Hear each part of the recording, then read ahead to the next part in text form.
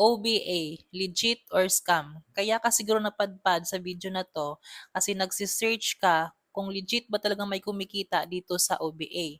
Ano bang ginagawa dito? Nag-i-invite ba? Nagbebenta pa? Or kung ano-ano pa. So lahat ng mga tanong na yan masasagot sa video na to.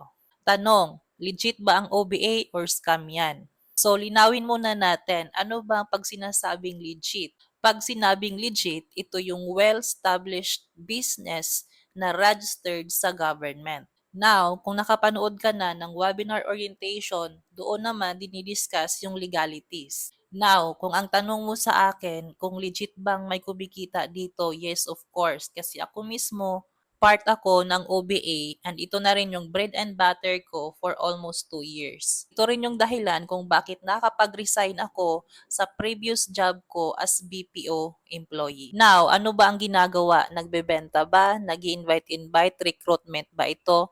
Hindi po. So, kung nanood ka na ng webinar orientation at natapos mo, doon naman diniscuss na ang gagawin mo lang ay magsiset ng appointment to our local and international clients. So, scripts is provided na din. So, kung plano mong gawin tong part-time, kahit isa kang OFW or empleyado, basta seryoso mo itong gagawin on your free time, pwedeng-pwede kitang tulungan dito. Comment down your location, i-share mo na rin ang video na to para marami tayong matulungan. God bless.